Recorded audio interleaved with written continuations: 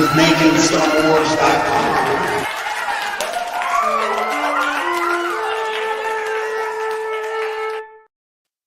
Hi, I'm Jason Ward from MakingStarWars.net, and this is Rob, who doesn't know the difference between Courtney Thorne-Smith and Leah Thompson. he admitted this to me before we started. As a kid, he couldn't tell the difference. Yeah, I had a difficult time, like recognizing. It's funny, I get that all the time from folks who are like, "You're an artist, can't you just tell?" Yeah, that's what I said to you.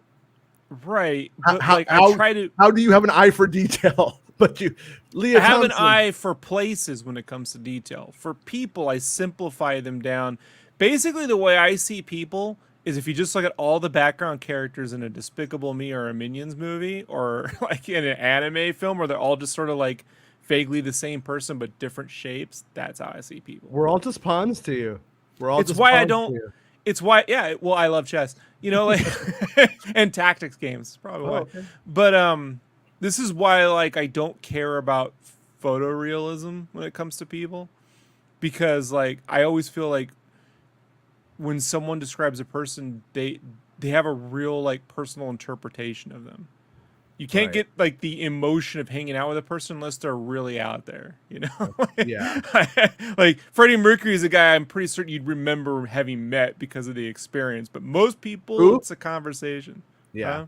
Yeah. Right, so the big thing that is the big, I don't know if it's the big story, but I'm gonna call it the stupid story of the day. Oh shit, we're talking about real Star Wars stuff. Hey, before we forget, before we get into it, everyone remember, like the videos, buy Jason's merch, share stuff, and if you got no money or time, just let the video run to the end so the algorithm just come over and do some yard work. That'd be cool too. Yeah. The kids aren't big enough yet, huh, Jason? No, they're not. They're pretty much worthless. Yeah.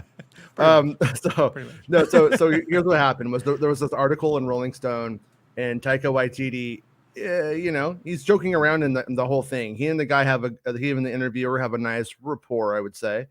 And so the reporter says, in either case, there's two things here from Star Wars. In either case, the fact is the modern history of Star Wars is littered with abandoned projects. I have to sneeze. I'm sorry. I'm going to sneeze. I did it. All right. And that's how I gave Santa COVID. So anyways, the fact is the modern history of Star Wars littered with abandoned projects. Lucasfilm CEO Kathleen Kennedy doesn't hesitate to jettison movie ideas and doesn't seem to be ideas that don't seem to be working. Sorry. I don't know how to read. I didn't go to summer school. How do you deal with that knowledge as you start to work on this? And Taika says, might happen to me. And I think Taika of 10 years ago would be so panicked and nervous at the prospect of that. But if it's not right, it's not right. If it's not ready, it's not ready. With Star Wars, I don't want to rush. It's something I wouldn't want to just leap into and not feel that it's unique. It's my film. And it makes sense because that would be a disaster. I'm writing at the moment. So I'm going to do my best to come up with an idea that everyone loves. So a couple of things. The first thing is that is a pretty healthy attitude, I would say. So, like if you saw the title of this video, I'm making a joke about giving Taika red eyes because, those guys. But what he's saying makes fucking sense. Like, it's the most sensible thing you could possibly say. If it's not ready, it's not ready, J.J. Abrams. We've seen this before when a movie's not ready and it doesn't make sense. And he's not talking about J.J., but that's exactly what that is. And then the other part that they're latching onto is later on he's talking. He says, Natalie said to me, what do you do next? And I said, I'm trying to work on a Star Wars thing. Have you ever wanted to be in a Star Wars movie? And she said, I've been in Star Wars movies. I forgot about those ones. And then he laughs. And it's like, you know what I mean? So they're doing that thing of worst director. He didn't remember, that she was in Star Wars. Therefore he's terrible. And it's like, they were like, those movies are like 20 years old. She's in clown makeup half the time. And we honestly don't want somebody who's just obsessed with Star Wars making Star Wars stuff. That's not going to lead to good Star Wars stuff for the most part. And to be fair, Gwyneth Paltrow forgot she was even in like an Avengers movie or a Spider-Man movie. Like she couldn't remember she was in Spider-Man. You know, Right. like who cares? Right. Seriously. But if you were like, hey, was Leah Thompson in summer school? I'd be like, man, I think she was. No. She was, and Revenge of the Nerds too, right? No, she was Right? Back to the Future and Howard the Duck. All right. It's the chins. But once again, you know, a second later. Honestly, I just remember the fake boobs from Back to the Future too. How can you blame me? There's like this moment right after. Honestly, yes. What do you think should happen? Sorry, I started a little too early. Pick up after Revenge of the Sith or Attack of the Clones, or is it a prequel? No, I don't think you want the prequel. Him as a kid. No, that sounds horrible. No. What about young Jar Jar Binks? No. But it's like he's like E.T. and he gets lost on another planet, and he meets a kid, and the kid's like, "I'm gonna help you get home, Jar Jar." So it's literally E.T. Yeah. Instead of E.T., instead of that ugly little guy, it's Jar Jar. I think now you're getting somewhere. Yeah. So like clearly you can get the tone of the conversation. Is they're joking around a bit, but he knows he knows the order of the Star Wars films. He knows Attack of the Clones to Revenge. I mean, I'm just throwing that out there. So like the whole thing, I got like a bunch of DMs from people going, "Oh my God, I have no faith in this. I have no," and it's just, you guys are fucking nuts. I love you guys, but you're all fucking nuts. And George Lucas made some of the worst Star Wars movies of all time. What? Just letting you know. What? Just letting you know, folks. I know you don't want it. It can't be true. You can't fathom it. You just can't believe it. And if he didn't directly direct them, he also supervised some of the worst Star Wars product ever made. I suggest you go back and rewatch those Ewok films. I saw George Lucas one time think, what was the guy's name? The guy Bodie Taylor. No, it was the guy. It was one of the. It was the guy who played the guy with the eye patch. Panaka, who replaced Panaka. Panaka 2. Oh yeah, okay, the guy Panaka 2. Thought he was Jango Fett one time. George Lucas, yeah. He just thought he was Tamura Morrison. Yeah, that he was Tamura Morrison. Fair enough. It was like, Fair enough. I was like, okay, George is having his first senior moment. Look, in my defense, I get George Lucas's voice confused with Kermit the Frog. Like, there's a very similar thing you said all day. That's the first thing you said that made sense. Sensible. I'm always sensible. Like, you just don't agree with me. Courtney Smith and Leah Thompson. I don't know, man. I never forgot Shawnee Smith. I mean, Iron Eagle. Who's Harry Crumb? Come on, man. You know, fair enough. Saw 6. Like, that's fair. Yeah. So, Ducky Momo is watching you. I don't know if that's like that might be a threat. I think it's a threat. Carlos, that's Leah Thompson's fake boobs. Oh no! That's part 2. Carlos says this fandom really catch every opportunity to hate directors, writers, and actors. Star Wars has the worst fans on this earth. I hate them. So does George. Yeah. So does everyone. They hate each other. They hate themselves. Yeah. I mean, even I'm like 50-50 on you people half the time. Like, I mean, you know, our audience, right? Well, maybe some of you. I mean, Matt Risman, you know, he's cool, but the rest of them, I don't know.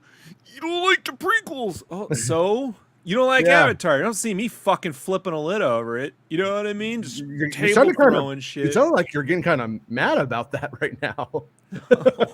It's just funny how much like it matters. It matters so much to Star Wars fans to be validated in their opinions about Star Wars, and this has never changed. I felt this when I was a kid, and I don't know why about Star Wars and not about Star Trek. Like, you're getting a little feedback from your speaker. You are, yeah, you got me on the speaker, but like when this Next Generation came out, my uncles were like, I don't really know, not my thing. But man, they weren't. It wasn't like this. You know, like this Star Wars thing is like, if I said, hey man, I like Voyager, you know, or maybe I guess now if I said Discovery, but it's too new. Go back 20 years. If you say I like Star Trek, what was it, Enterprise, whatever the show that stupid thing was, everyone's like, all right. Or if I didn't like it, they get it. You know, I get why you didn't like it. But if you say, man, I didn't like Attack of the Clones, and you're like, don't get it, man. You didn't watch 18 seasons of a cartoon that made it all make sense. Right, I didn't care. Yeah. Watched a movie, I didn't like it.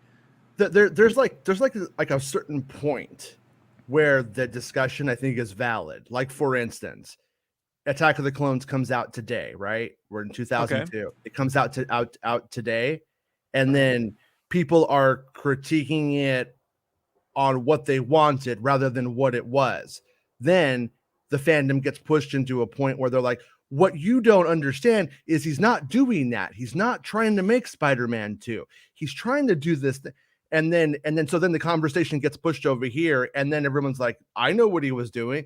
And it's like, because everyone is listening to this conversation that they're walking into, and they're hearing like one line from it and going, that's not what I'm saying.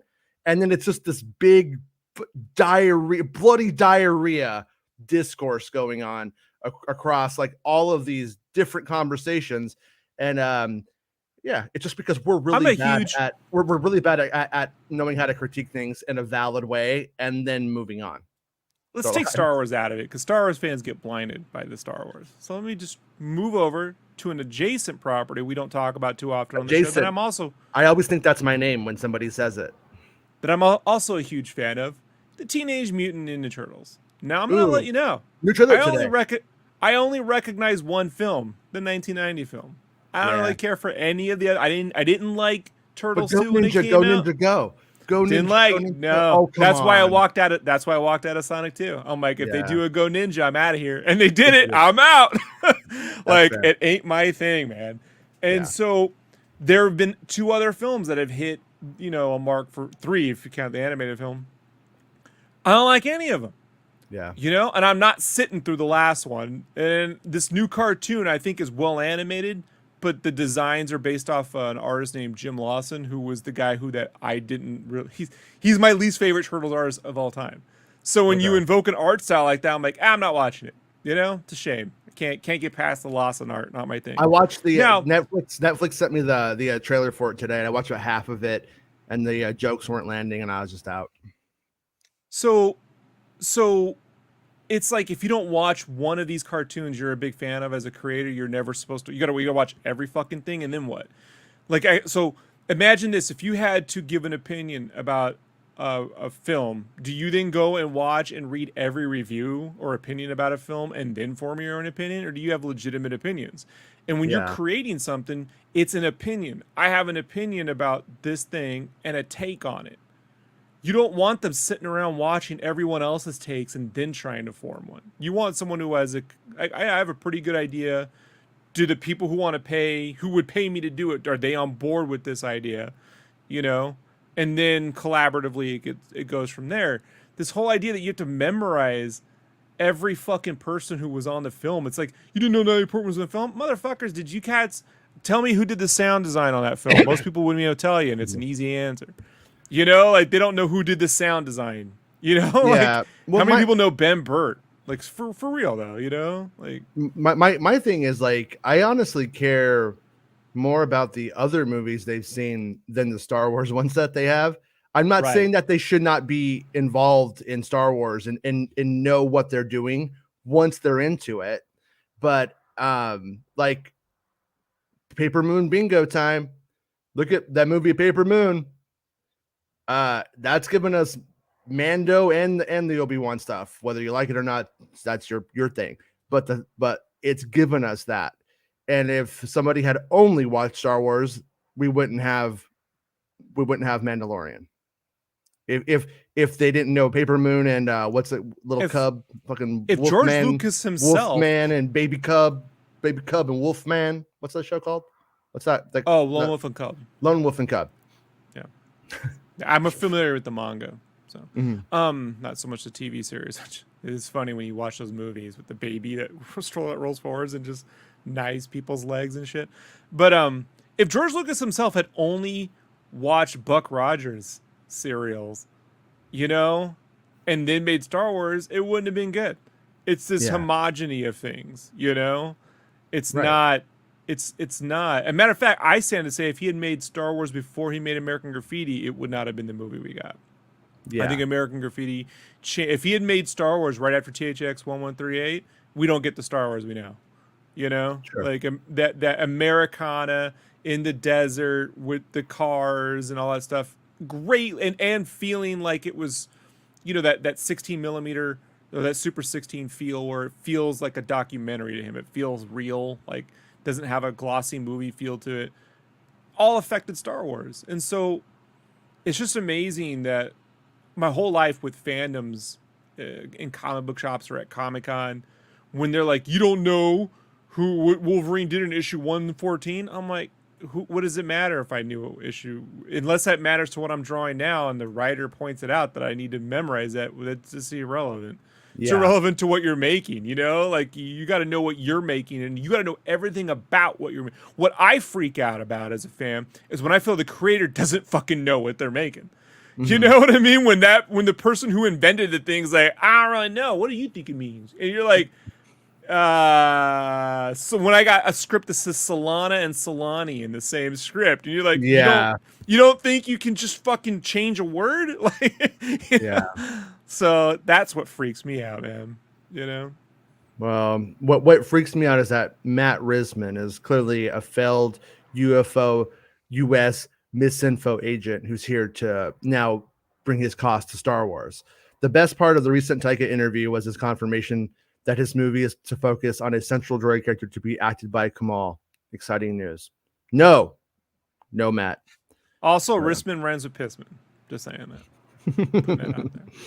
It's Hey, Dell. I'm in summer school for a reason. All right. And thank you for being a channel member, Dell. Thank you for being a Patreon supporter, Ducky. I appreciate the support, you guys. It means a lot. And because I like to aggressively relax as well. He will be fired after this, just like Irvin Kershner after Empire failed, right? Yeah, Irvin that's turned down the job, though. He didn't get fired. right. Yeah, no, he Breaks got my fired. heart. Now, if you were on YouTube back then, you would have known they had like him with like red eyes in the thumbnail, and he got fired. But Mark says, I guess the reason why people are making such a big deal with this is that we don't have much going on in Star Wars right now. It definitely helps. And Meg says, I think Rian Johnson should direct Taika's movie. He'll make a lot of fans happy and not at all aggressive and toxic. They should co-direct. Right? Like, you know, like, yeah, they Well, should look, do a co-directing. I think that I really think I'm not trying to troll, but when Luke Skywalker throws the fucking lightsaber behind his head. I think it's funny, but I also think the dude's done with it. I think it's like very Mark Hamill moment to me. And but a lot of you guys took that really seriously and did not like it, and it didn't work for you. Not saying it should or shouldn't have. It didn't work for you, some of you. So I'm acknowledging your pain. But that's where I kind of come at. The positive side about Taika is it doesn't appear like he's doing anything, you know, he's not doing the Lando movie. He's not doing anything. It sounds like it's all original. But I think the big hurdle he's going to have is going to be a balance between action Star Wars movie and jokes, lore and jokes. Like when you're having a big lore moment, if there's a joke in the wrong moment, then I think that's going to turn off a section of fans who take the shit really seriously. This Thor movie is gonna test people's patience with jokes. Mm-hmm. You know, like Fred. Yeah. I wonder how it'll. I know the critics people have their own takes, especially when they haven't seen the fucking movie. Sure. But it's funny. We have one hand where people are like, Lightyear's too serious. Minions is fun. People just want fun. And then it's on the same hand, those same people are saying, Thor's too funny. Why isn't it more serious? And it's that the same people are making that argument. I'm like, there ain't no difference between Thor and a Buzz Lightyear figure, right? Like, It's almost the same motherfucker playing him, you know? It's like a blonde dude with a big chin, you know, he's out in space and shit. Like, what's the difference? Like, but I don't know. It's the lack of consistency in argument. I just think Star Wars humor to me works best when it's derived from the scenario and from the situations. Like, we're all it's fine not here. I don't like anecdotal modern quips in Star Wars. You know, I like to think I still like that it says long ago, so to me it's still like a fantasy in a way, you know? Like, if they were like if Lucas was making Nixon jokes, you know, and you can make a joke that reminds you of Nixon, but you know what I mean, you know, shit like that. Or if he had said groovy, could you imagine if Skywalker had been groovy? It just pop right out. Ash? It'd just be weird. Be weird. So wait, well, what has Best been telling me? Oh, okay, yeah, Best been telling me something else about a different movie we're talking about, a different Taika movie. His soccer movie, his football movie, is being pushed to 2023. It sounds like the footy. What's it called? What was it called? Next Goal. Next Goal. Yeah, it's been delayed until 2023. So, yeah. Hey, JP, how's it going? Hey, aggressively. So what really sucks about Star Wars Outrage is there's really interesting stuff for them to be mad at in the novels, but their reading level takes. I can't read. Makes it take forever for them to find it. Yeah, that's. I really, you know, the thing about the majority of it though is it's just like not sincere. You know, like the Taika videos that I looked at, it's not. They don't really care. They don't really give a shit. They just see an opportunity to get some of that AdSense money coming in from the YouTube. You know, at the end of the day. I mean, that's really. They don't have an actual take. They're just getting angry over something because it's profitable for them. Yeah. Yeah, I wish Star Wars fans were either smarter or more aware of that side of it. But Arias, this question for Rob: books or comics? What's best? Star Wars or just in general? I think she just means in general. In general? Like, yeah, General Grievous. You have a General Grievous? Which one's worse? It's impossible. You know, you're asking. It's impossible. It depends. It's impossible. Even with if we just said Star Wars, like, I haven't enjoyed too many Star Wars comics, but the ones I've enjoyed, I love so much. I mean, they're right here on the floor, right next to me at all times. You know, yeah, at all times they're right there with me. So, like, I think anything like when it's amazing can't really beat its original form, right? Like a Star Wars comic isn't going to be better when it's in live action, you know, or when it's a book, and vice versa. Yeah, like the structure of a comic, the structure of a novel, and the structure of a film, those things usually just don't translate to any medium. They're not transmedium like the UFOs, Rob. Only few times has it ever worked for me, and the one I can think of is a Star Wars comic, and that's the Episode 4, A New Hope, whatever, Star Wars manga. Just that one. The other ones I'm not into. But that one was so well illustrated and so well paced and so dynamic that if you were like, I always wanted to see Obi-Wan and Vader have a dynamic, crazy fight, well, go read that manga. Yeah, it is amazing, and the things that guy did. It was a Hideko Tamari. He's so good. He did this thing where, like, when they go and dive bomb the Death Star, he just used textures from circuit boards. You know, to get that complexity of detail. And you can see it's just circuit board textures. And that's not what you would see in the movie, but it creates that emotion. You know, it would be way better. Now someone would get a CG model and throw all that in a scene from a movie shit. But so that is, and there's a scene where when Luke, you know, when during the trench run, when Ben tells, you know, use the Force, Luke, there's a scene, it's a double page spread. He's in the trench run, and it just speed lines away, and it's nothing but space, you know? And with the line, use the Force, Luke. And, like, that's not a shot in the movie, but that's what you feel, you know? Like, and so, to me, when you utilize a medium to its best ability and not try to just put movie in the book or the book in the movie, right? That's when it becomes special. And that's the thing, that whether it's a book or movie that I love the most, I don't really take sides on which one's better. Yeah. Yeah. I'm with you. Baymax, does Rob wear a turtle suit to the cons? Fuck, dude. My buddy wore one of those Halo. He bought one of those custom Halo suits, right? Because you always see those scenes when they're making turtles of them putting fans in those fucking heads and everyone's covered in sweat and dying. I'm like, how hot could it possibly be? My buddy wore a Halo outfit to Comic-Con and couldn't make it 15 minutes. He was in incredible shape.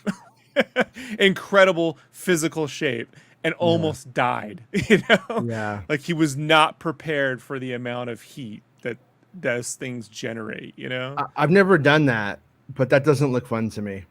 So when I watch, that's why I love that first Turtles movie, when they're taking all that martial arts shit seriously, you know, all the acrobatics, and I'm like, how the fuck in those suits? Yeah. Crazy time. Meg says, I loved Luke in episode 8. Ryan understands Star Wars and clearly read the EU. I think he definitely read the early EU, probably as a teenager. Matt Risman says, I definitely think we do not need another movie that focuses on Chewbacca's family. Laugh out loud. Yeah, of course not. Where they all speak. What if they just talk like the Minions?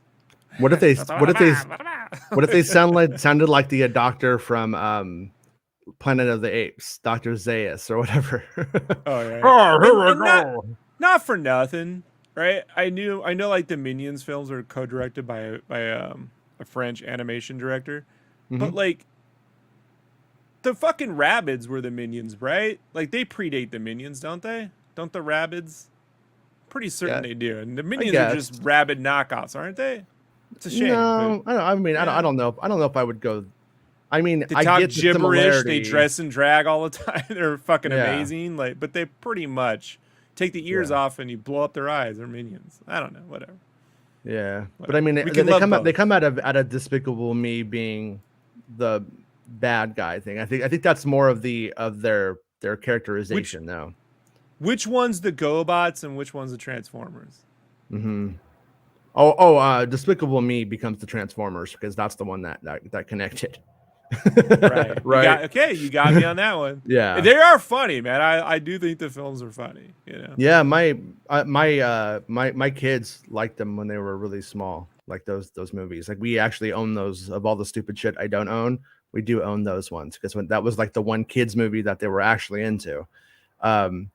I am liking seeing all of the stupid teenage boys dressing up in suits to go to the Minions movies, calling themselves gentle minions. and then Except they're all going to be attacking the Capitol the next time they can vote. Right? Hey, these kids. What? maybe this is the right side. Maybe this is that energy put in the right place. All those '80s kids who wore those suits were the villains. Like I don't forget. But it's because they're going to the theater. They all look like the kid from Dutch, right? Ethan Embry. Right? Ethan Embry. Yeah, they're all little Ethan Embry. How was that kid? Man, every girl I liked in like high school had a thing for Ethan Embry, and then when he went bald, I was like, welcome, Ethan, welcome. Now we're on a level playing field, Ethan. Schadenwards, right? Schadenwards. May the Schadenfreude be with you, bitch. I'm the one guy who wishes he went white in the hair when in his 20s, like Steve Martin. Like, yeah, I hate that. Holden Caulfield and shit. Yeah, would have been happy. Which is another book that shouldn't be a movie because Arya. Oh, I think that answers. You know what that would work well as, like an anime, specifically if Satoshi Kon had ever done it. He directed Tokyo Grandfathers. Have you ever watched that? Wait, Catcher in the Rye? Yeah, like I would love to see that adapted in like an anime. But Satoshi Kon was a really unique. He did the movie Perfect Blue. Did you ever see Perfect yeah, Blue? I own that. I love that movie. So like Satoshi Kon, like we did the last interview literally like days before he passed. We had no idea when I was at Game Fan. But Satoshi Kon did like Tokyo Grandfathers and Perfect Blue, and he had this. I think like that unique eye could have captured Catcher in the Rye, but it could never like in live action. No. Nah, I don't think. I would like to see another mind from another place interpretation. Just like I would love to see, this Chinese film market makes these crazy patriotic Chinese films that make like billions of dollars. Apparently, I don't know how, but I would love to see them make an American Revolution movie and cast all the founding fathers as Chinese actors. Yeah. Have them come across with the muskets like an RRR, right? With doves flying behind him and just. If anybody wants a podcast recommendation right now, the Dollop is doing a multi-part series on Aaron Burr, and it's really well done. Really lays out what a cunt face Hamilton was, and how bad that musical is. That musical, I can't watch it. I tried to watch it. I'm like, he doesn't know what he's talking about. It's not like my thing, they man. don't. No, I mean, I could deal with the musical. You know, I could drop my Holden Caulfieldness and deal with the musical, but it's just the history is not even like he has it completely backwards. And but anyways, the Dollop's doing a very good job with that. So if you want an American history comedy podcast, Dollop, the Aaron Burr 2-parter. It's going to be a 3-parter, but the 2 parts are out. And poor Aaron Burr. That's all I could say. Anyways, Justin Westwood. And by the way, hold on, Aaron Burr. Before I forget, the milk commercial. I remember the milk commercial. Aaron That's Burr. how You know who directed that milk commercial? Oh, I remember that it was somebody. I do remember hearing who it was. Who was it? Was it Michael Bay or something? Michael Bay. Yeah, yeah. Michael Bay. It was Michael Bay. Yeah. You know what? I gotta say, need more explosions and boobs. But he was off to a good start. You know what he should direct really quick before I forget? He should direct the live action Minions movie. Michael Bay Minions. Come on. You know what? I the Transformers. With the good script, a Michael Bay Minions movie would work. With a funny script where the jokes were really in there, and then he was just over the top being Michael Bay, I would watch it. But how popular do you think Star Wars is right now? Apparently, according to the numbers, really fucking popular. I mean, we could talk about. You can't gauge what you see on the internet anymore to mean anything because the internet algorithms across the board only show you more of what you like. So, if you like hating Star Wars, that's what you're gonna see. More of. So, but looking at the engagement numbers, looks like it's pretty popular. Yeah, I think so. Yeah, I mean, I'm obviously happy when it's doing well because it means I will get more, for better or worse. I will, and so I like to Andor, man. 1 month to Andor. I'm so excited. Now I understand what Spreezy. But you locked up on me. I'm not sure if I locked up on you or you locked up on me. But right now, you're frozen in carbonite. So we'll see what happens. Is it me or is it you? I don't know. But let me see. People in the chat, am I locked up or is Rob locked up? Let me know. Because I don't know what's going on right now. But I'm not getting... Okay, I'm still there. We lost Rob. All right. Now I'm in control. So how popular do I think Star Wars is? Yeah, I think it's doing what it's supposed to do for Disney and that corporation. I think that it's big enough that when something comes out, people will look at it. I think it will eventually get a bit tired and need another break. But I think that the break that they took from the films is what has been fueling the TV show's success. And so I'm, hey, Max from the Star Wars Post is here. Miss you, dude. Star Wars Post says that lightsaber tossed over the shoulder was Ryan walking into prison and punching the first guy in the cafeteria. Welcome to the fandom. I agree. I mean, I thought it was actually a bold choice. I think in a lot of ways it is under respected for what it was as a statement. But I also really like that movie as a film unto itself. I also love Mark Hamill. I do. But Mark Hamill as a voice actor is pretty good. As an actor, he's very 70s in style when you get down to it. And so we didn't know what we were going to get for the Last Jedi from a Mark Hamill performance at that time. And I think his performance was really good. I think that Ryan wrote Luke to Mark Hamill. I think he'd let Mark Hamill kind of play Mark Hamill, but in a good way. That's my take. But so anyways, the Cosmonaut says, I'm honestly just slowly starting to feel like I'm pushing away from Star Wars, and it's all because of the fandom in recent times. Yeah, that's participation in a fandom, so to speak, isn't something that you have to do, or find a place that works for you, that allows you to, enjoy yourself. But that's how it was during the prequel era. I really liked the prequels.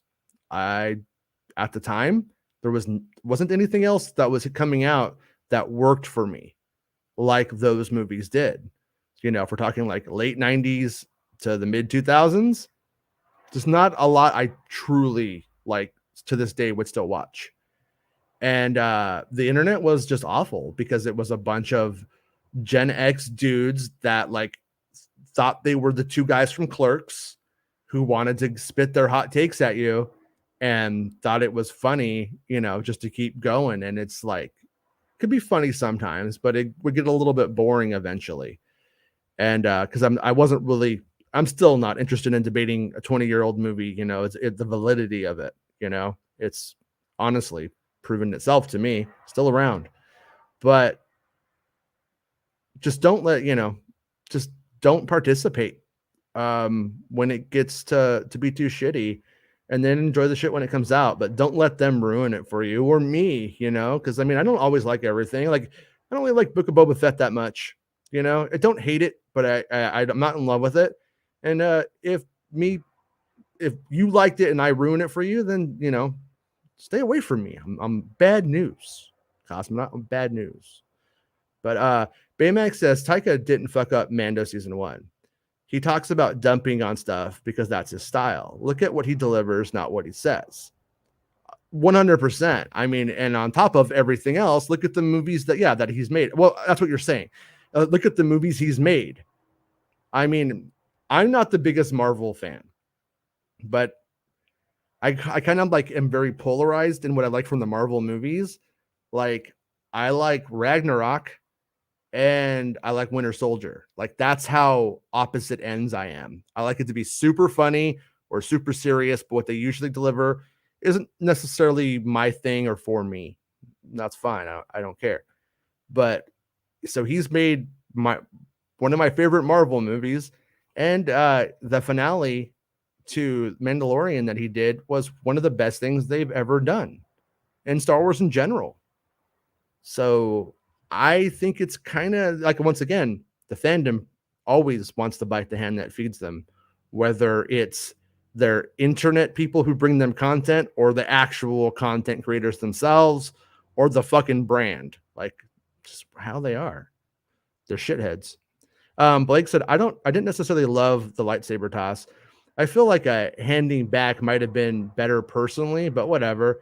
Luke at the end of that movie was the best Luke ever. Yeah, and Blake, credit to you, man. That's the whole point. The people that are like, he disrespected Star Wars. Luke disrespected the Jedi in that moment and the concept, but he comes back to it. He returns. And they completely, get a Cooch Murph. And then that's all they're like, I got a Cooch Murph. It's right here. It's splitting my labia. And now I'm mad. And they don't remember the part where, they just took their hand, kind of pulled it out, and were comfortable the rest of the day. Had a good day after that. Had a good time. Enjoyed the rest of the movie. But they just hit that point. Like I always say, they were composing that tweet in their mind and forgot to enjoy the rest of the film or to take the rest of it in. Carlos says, come on, baby, do the magic hand thing. Uh-oh, I don't know what that is, but it sounds hot. Star Wars Nick says, Ryan gave us the movie we didn't deserve. No wonder The Rise of Skywalker was a disaster. I think there's a big lesson there. Big lesson. Somebody was asking me, they're like, if you don't like that movie that much, why do you have the poster right here? I like the poster, honestly. I still like the poster. Steve says, love Taika, but biggest fear is a repeat of Bad Robot Presents Star Wars, where there's a disconnect between Lucasfilm and the director. Hey, Steve, how are you? Yeah, that could definitely happen. I think with I think like Star Wars, though, it has such a level of eccentricity to it that you could tap into that Taika can play with in a very fun way. And I kind of think that that pendulum kind of swings with Star Wars pretty continually, even in the same movies, between those eccentricities, the little mouse droid coming at Chewbacca and him scaring it away, Jabba's palace, things burping. And then all of a sudden we're like, I'm a Jedi like my father before me. And it's like this modern Arthurian legend thing going on. You're like, it could give you whiplash, but people tend to focus on what they like if they don't like all of it. I tend to like all of it. So I tend to like it being batshit and it being super, heavy-handed Shakespearean bullshit. And I enjoy all of it. So I tend to have more fun with it mostly than I think your average Star Wars fan, which is why I'm a shill, according to some. But that said, I don't think we'll have that problem because like with Bad Robot, we literally had a culture, one corporate culture, or I don't know if it's corporate. I don't know if Bad Robot's publicly or if it's private. I think it's private. But anyways, Bad Robot has its own culture, its own people, its way of doing things, and it's interfacing with another corporation who was being consumed by another corporation and still getting used to that. Weird time. And I'm not really totally sure how much it affected anything. I do think that at the end of the day, JJ's power in Hollywood was so immense. He was one of the few people who could tell Star Wars my way or the highway at times. And I think that is a complicated situation to be in when you're stepping on things that you've been establishing. I think that he can do it, but I don't think other people could. I don't think Taika could. I don't think Taika could go and start erasing books just because he has a different idea. I think it would be more difficult for him. I'm not saying he couldn't do it. I mean, he is right now one of the hottest movie directors who is perfect for Star Wars.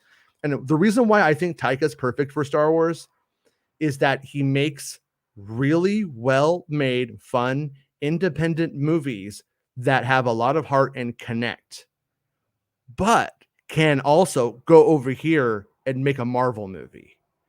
That is a unique person, like in filmmaking, who can do those things. They, not everyone can do it. Not at the level that Taika has consistently. My honest fear for Taika is how fucking busy the guy is. He's continually making stuff all the time and is a creative man. So it makes sense. But at what point do we see the Taika crash where he needs to rest up? He needs to slow down a little bit and, let his batteries recharge. And my fear is that Star Wars is in that slump somehow. And I hope that's not the case. I'm hoping we get the Star Wars movie out before, because I mean, the guy's making like multiple things per year. And, at some point he's going to hit a bad streak, but he's been on a very good streak the last couple of years. So, Mark says, that reminds me of when Rupert Friend said, I almost didn't watch Rebels and everyone shat on him. And then in another interview, he said he did watch it and people liked his performance. So yeah, that's kind of my take about him too, is when I watch the Kenobi series now, every time the Grand Inquisitor comes on, I find him hilarious, like as a bad guy asshole. I like him more in the Kenobi series than I did in Rebels. And I think in Rebels, he's tougher. He's more of like our Darth Vader in Rebels, but he's also like only like in the first season, of a multiple season show. And so it's like, I think they kind of treated him appropriately in the show. And maybe that's a hot take, but I think it's funny. Hello there. And all that shit he does makes me laugh. Baymax says Taika does Ted Lasso movie. Does what? That you're making that up, right? You're saying he should? Because I wouldn't be against it. Although I do think Ted Lasso 3 seasons and done is the way to go. Meg says Star Trek has smart sci-fi fandom, years ahead of its time. Yeah, I think Star Trek, in a weird way, like had it well in the sense that they had to work for it the whole time. So I think building community came quicker to them. And one thing I will say about the good Star Wars, the good sides of Star Wars fandom, if you notice, they all come out of music big. They all understand how to play in bands. Those are the people who tend to, I think, make the best Star Wars communities. And the people who don't, they just didn't. But notice that. It's a thing. Aggressive Relaxing says, the way the comics are using characters seen in the recent novels, informing things that happen in the shows that are taking place in locations seen in video games is awesome. Yeah, it's definitely like Bespin's here right now, and he was explaining Ochi to me and how Ochi was in certain novels and then Ochi in comics, and about how the things don't step on their toes, but on one another's toes, but at the same time, like Ochi, like I think it was in the comics, is kind of like a party dude. Like he's going to bars, he's just blabbing about stabbing people with fucking knives and stuff. And then like in the novels, then he gets a little bit more like, it's a little bit more serious and like nuanced, but it is clearly two different interpretations of the same character in the same events. And that's what's kind of neat, is it gives a little bit of wiggle room for anything else that he should be in, different perspectives on things. Shogun Orta says Adam Savage does a lot of suit builds on his Tested channel and show, and they have to load those suits up with fans to stay cool. Yeah, I was actually meant to send Rob. They did a restoration on the 89 Batmobile. No, sorry, it wasn't the Batmobile, on the Batwing. And I keep meaning to send him that or see if he's seen it, because I know he would love it, but his internet died or something. I don't know. Maybe he got nuked, maybe anything could happen to Rob. Bestman says, with Thor 4 getting mixed reviews and many complaints from negative reviews being its Taika Unchained and having a lot of comedy within the first hour of the film. And that's what kind of led what I was talking about, that balance of comedy and drama and keeping it fun. Because like I think what Rob was sort of getting at is like, with Star Wars, I think you want to put people into the situation, and then you want to introduce the comedy based off of the situation itself. Like when they're on the Death Star, Han Solo talking into the comm. It's a good moment. It was actually added by the Hayeks, who did Temple of Doom, when they did a dialogue pass on Lucas's script. And that kind of stuff, it works well. And they were, I think, on the original Star Wars, very smart to have Harrison Ford be the one who's cynically making fun of the situations and what they're in, as opposed to like Luke takes it all earnestly, like he really believes it, and having that balance is so important. So I hope Taika does something like that with his comedy. And I don't want Taika to come and do a Star Wars movie and it not be funny. Why the fuck would we get Taika Waititi to make a serious Star Wars movie? That's also my other take. Hey, Mr. Tell, how's it going? Banana. Yeah. Every time my daughter hears Starman by David Bowie, and then when it starts, you hear that nah, nah, nah. She thinks it's the Minions saying banana. Bespin says Minions 2 was actually good. I'm probably gonna see it. Hey, Johnny, Taika is perfect for a Creepio trilogy. Yeah, from the Arlnauts. If you guys haven't seen the Arlnauts Larry Part 1, definitely watch it. I promise. It's pretty fucking good. And I'm a fan of the supercut of Creepio, which is C3PO, and just his moments, because their characterization of him, of their overdubs, is so good. Me and Johnny watched it the other night. Salvador says a movie about the Night Sisters would be interesting. The Moranity of witches is so gray. It could inspire a good story. Yeah, I think so too. I think like experimenting with genre that we haven't seen in Star Wars would ultimately be like really fun. Like that's why I like the Night Sister story in the Clone Wars itself. Like, you know, when you're having like witches and sort of zombies and light horror that you just don't get in Star Wars before that ever. Like that's the kind of stuff that I would like to see them do. And yeah, I mean, I wouldn't mind if somebody made The Craft in Star Wars. I mean, you know, you have like 3 or 4 girls start messing around with magic in Star Wars, and then what that could lead to. It could be a good film aimed sort of at the like, you know, teen horror audience. Well, that would ultimately be fun. Get Katie Lucas back to write it, I say. JP says, if not Taika, which director do you think should helm an original Star Wars movie? I've for years I've said that I wanted Matt Reeves, who's now got on to do the Batman. I loved his Planet of the Apes movies, and I would not mind seeing what he did with Star Wars. When they were back when I started my first podcast, that we were having the conversation, who do we want to make the sequel trilogy? And that's who I was saying I think Matt Reeves could do it. And so that's my one known person who I would love to see them do something with one of these days. I think his take on Batman was super good. The third act was weak, but overall, maybe my second favorite Batman movie. So yeah. Baymax says, I just installed a dartboard in my new apartment so I can do period piece enactments of classic Mike Zero videos. Do it, man. Do it, because we're hitting a slow news period right now in between Andor and Kenobi. So I'm gonna need some of those scoops about who Jeff Bridges is playing in Star Wars now. So yeah. Ricky Gervais is a literal minion.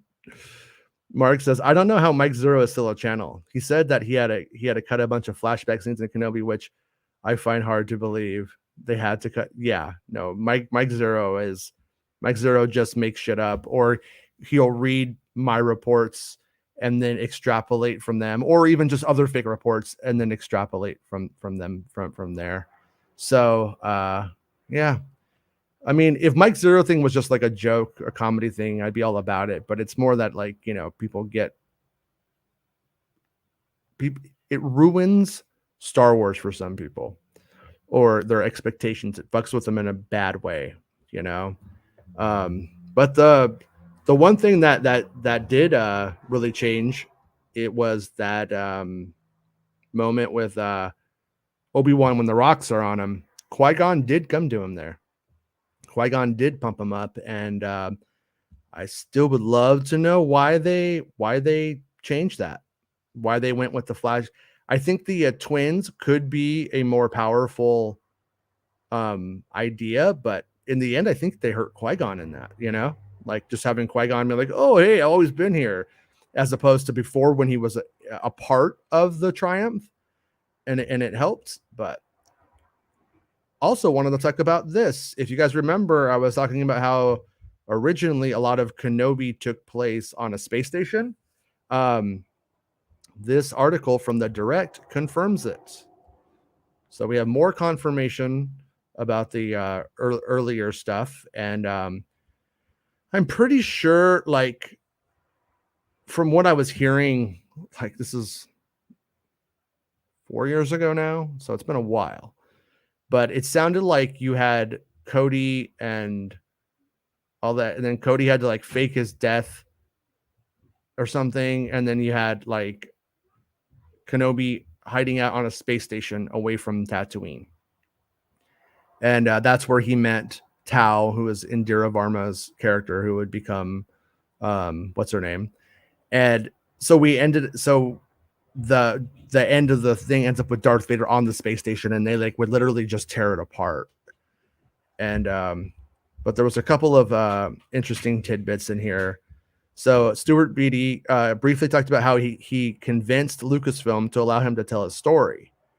The writer said the two core ideas involved Obi-Wan leaving Tatooine and coming face to face with Darth Vader. And he was told that neither of those things can happen. Beatty used Return of the Jedi to back up his claim. So it's actually how I got it all going. I convinced them. I said to them, so the big radical idea was Obi-Wan must have left Tatooine at some point in those 19 years. And further than that, he must have had a confrontation with Darth Vader. And they were like, neither of those things can happen. I was like, well, no, that must have happened. And they're like, why? And I said, well, there's a moment in Return of the Jedi when Luke hands himself over to Vader and he says, there's still good in you. I still believe there's good in you. And Vader's reply is, Obi-Wan once thought as you do. And I pointed out to them that at no point did you ever see that happen in Revenge of the Sith. Obi-Wan just goes to Mustafar. They have the big fight and he leaves him to die. And they're like, oh God, you're right. There must have been a point. So, which I like that idea. Don't really like the idea that I think they kind of did it, but I think they should have in the Kenobi series should have had more with him trying to bring him back, personally. The writer also talked about how people needed to actually believe that Vader was the one who killed Anakin Skywalker. And I followed it up with, how does someone talk about Darth Vader betraying and murdering Anakin and actually believe it? There's got to be more there than Padme saying to Obi-Wan as she dies in his arms, there's still good in him. And then the idea that he thought Anakin was dead. He thought he killed his brother the whole time. So she was wrong. And now he's alive. And oh my God, maybe she was right. Maybe there still is good in him. So where did Vader get that sense that Obi-Wan thought there was still good in him? It was really that line in Return of the Jedi that convinced them to hire me to write the story. So then he goes on to talk about how Beatty described Vader as obsessed with Kenobi and obsessed with revenge. To me, Vader in this period is just so obsessed with Kenobi, so obsessed with revenge and what you did to me, that he just wants to put a lightsaber in him. And he doesn't want this to last another second. He wants to kill this guy.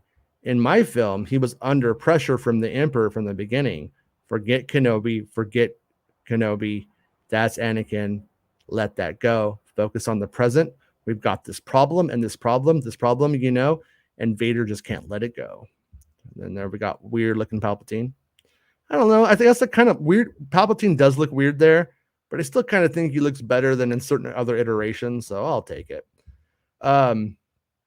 So Stuart goes on to say, in mine, he really did believe that Kenobi was dead at the end, which was the thing that allowed him to finally let Kenobi go and focus on ruling the galaxy with an iron fist, because it always seemed that in A New Hope, he was shocked when he was like, I sent something, a presence I have not felt since. Why do you stop talking to yourself? It's because you're that shocked, So, and then it goes on to say he believed Kenobi was dead. So I always felt that there was a moment when he suddenly realized, oh my God, he's alive. I mean, in the next scene, he's talking to Tarkin, and Tarkin's like, what? No, he's dead. He's got to be dead, But no, he's alive. And so I just felt that was justified, and really like the only way that Vader would have stopped hunting Kenobi is that he believed Kenobi was dead. So when asked about the duels between Obi-Wan and Vader in the series and how they differed in his script, Beatty started by saying that in his version, their fight took place on a space station and that Vader was actually the victor. The writer revealed that Vader pushed Obi-Wan off the station, which separated them and didn't allow them to finish the fight. In mine, Vader won the fight. They were fighting on the space station. It was falling apart in the atmosphere of this big planet, and Obi-Wan actually fell off. Vader pushed him off, and they separated. They didn't get the chance to find Obi-Wan, basically. But what was going through Obi-Wan's mind is the same thing, which is my brother is truly dead. He's gone. And while I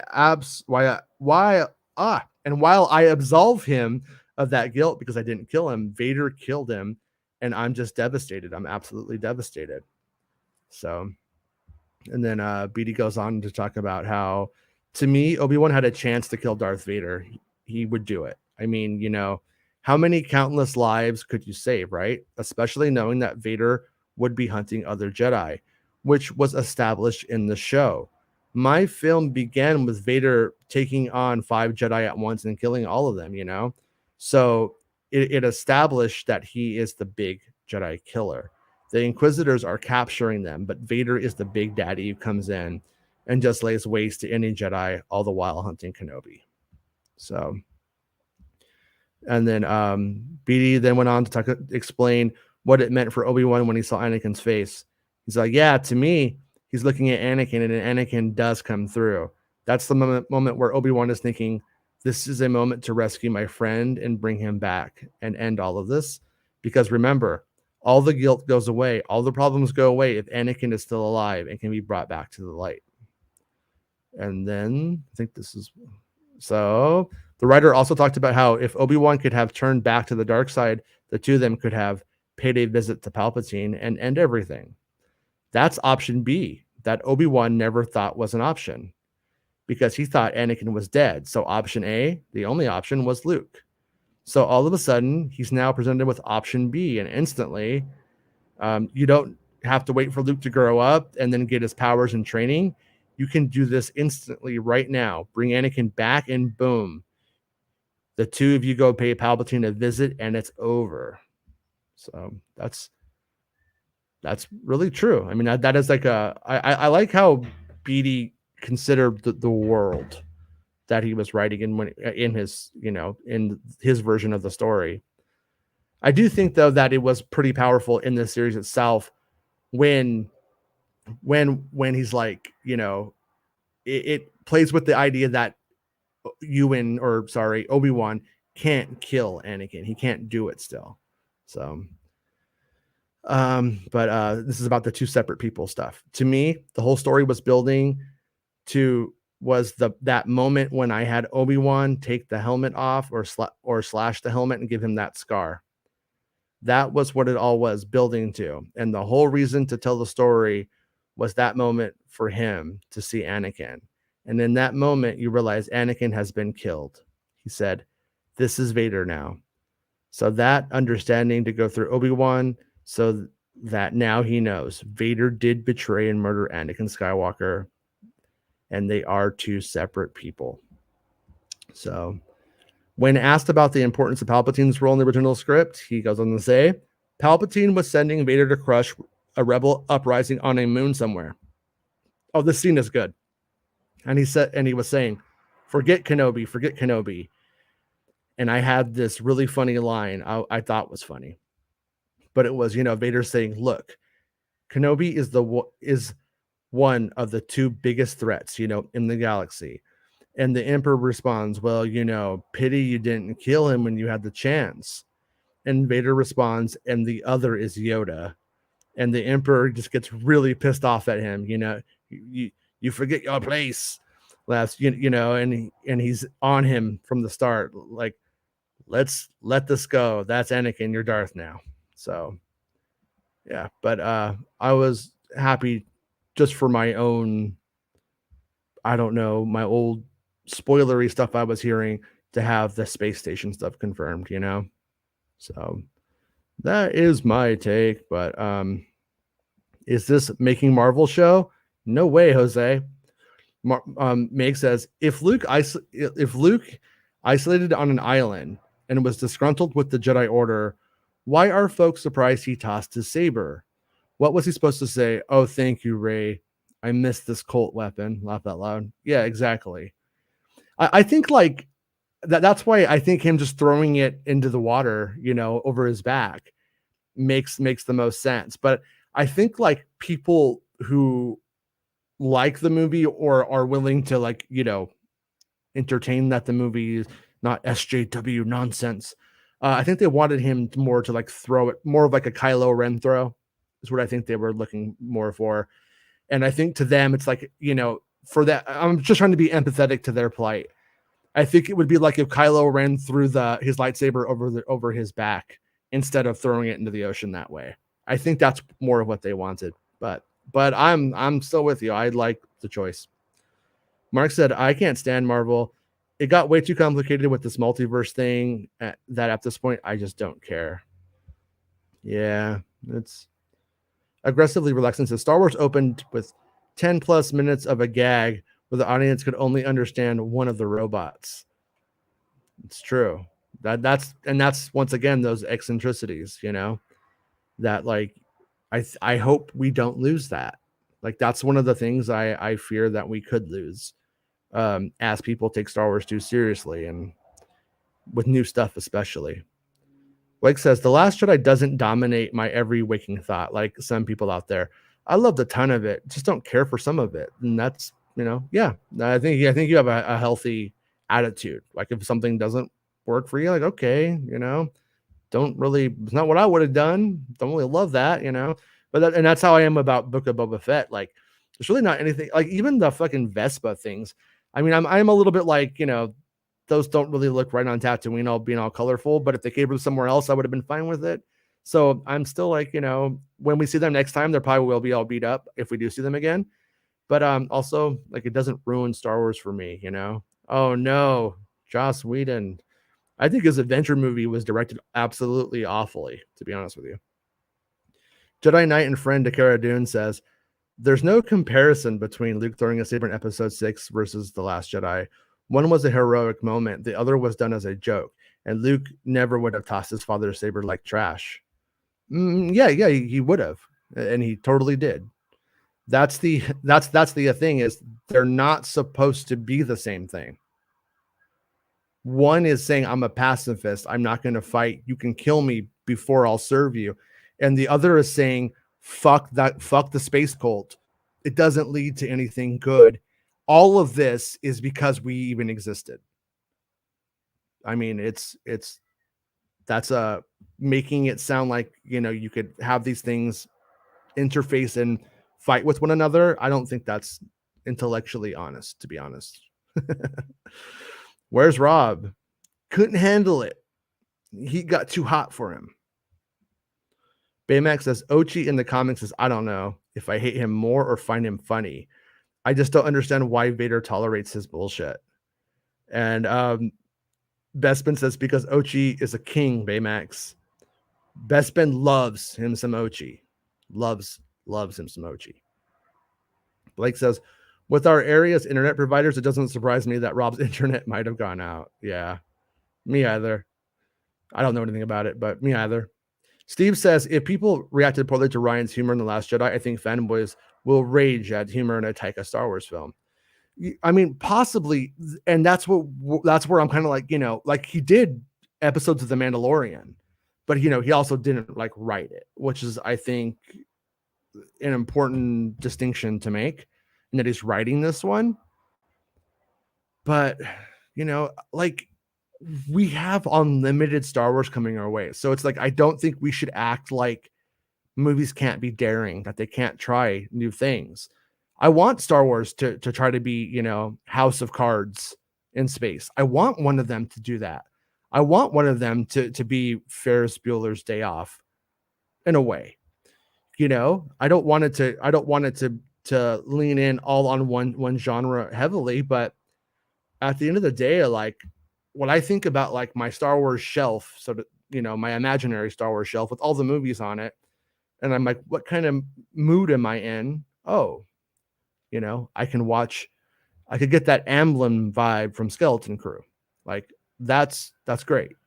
Like I hope they continue to really experiment in fresh ways with that kind of stuff.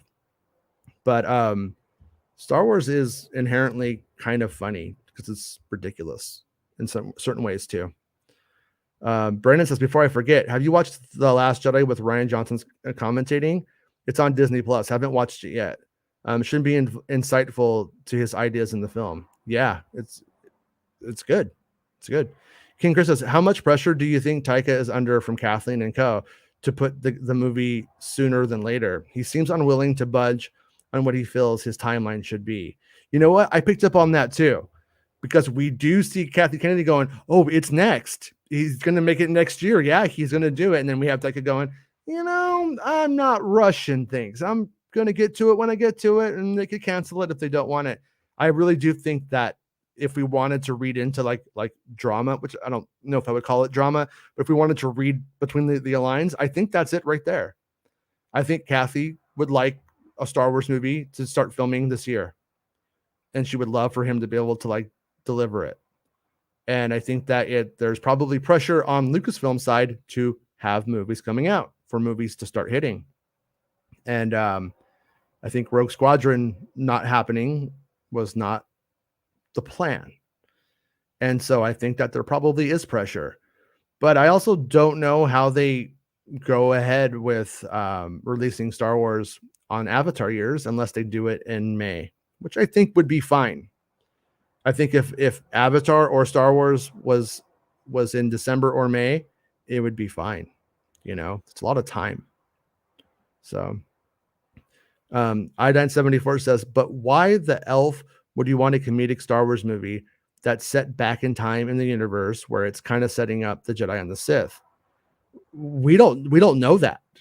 That's a huge assumption by everybody. Like, my assumption is that is a Ben-Hur reference, which means gladiators, sports gladiators in an arena, like Black Chrysanthemum, what he was known for. And I think it's going to be riffing on that. And that giant fucking cube thing, I wouldn't be surprised if it was an arena where the fights happen. But no one knows. That's the whole thing. No one knows it's ancient. No one knows it's back in time. No one knows it's about Jedi and Sith. I honestly don't know if you would hire Taika Waititi to write a story about the origins of the Jedi and the Sith. That's just what every single person fucking pivots to until they fucking make that stupid story and people stop pivoting to it. That's where we end up every single time. Ryan's movie's about the origins of the Jedi and the Sith. Taika, like, it just keeps happening. So yeah, so I wouldn't get attached to any of that until they say what the premise is, because they haven't told us a fucking thing at all. Jedi Knight and Friends says people liked Taika's Mandalorian episodes. His humor works fine for Star Wars. Yeah, I think so too. But once again, he didn't write that. And his humor worked, I think, really well for Thor Ragnarok. But now people got a problem with it with the new Thor.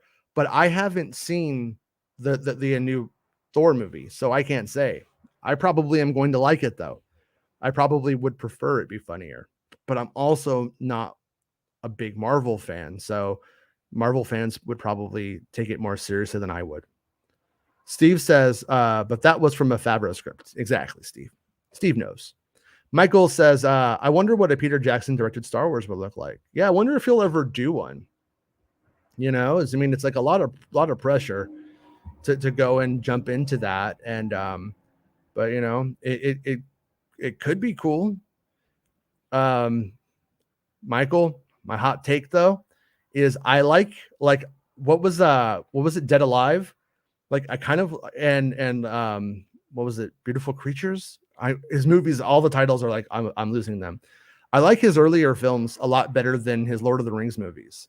The Lord of the Rings movies, I like Willow, man. You know, it's true. I like Willow, and I prefer faster and more intense. And he was a bit intense and slow, and that worked beautifully for people. Won him awards. So I'm not saying they should make movies for me in Hollywood. But I would love to see what he would do with Star Wars, and if he could do it faster and more intense, though. Arya says, Vader taking on 5 Jedi at once for an intro? That sounds too sick to leave out of the script. Yeah. I mean, it once again, 5 Jedi at once, execution matters. I'm curious. I had heard that it opened with Reva pretending to be a Jedi in Jedi robes, calling some young Jedi into a room like she was helping them, and then the door closes, and then we see the lightsaber blade come through the door, and then the door opens up, and Reva's there, and the young Jedi are dead. But maybe that was Reva's introduction and not Vader's, or maybe that was just Vader's introduction. I have a feeling though that these things are together, like Reva's doing that, and Vader's taking out those Jedi. But that is the only thing I would love to like have seen in the Kenobi series. No, not the only thing, but one of the things is I would love to have seen him doing more of the Inquisitor role. That's always been the thing about Inquisitors I don't like. Is it's always, I always like the idea that Vader was like, you know, landing on the place and taking him out, and like that's one of his jobs.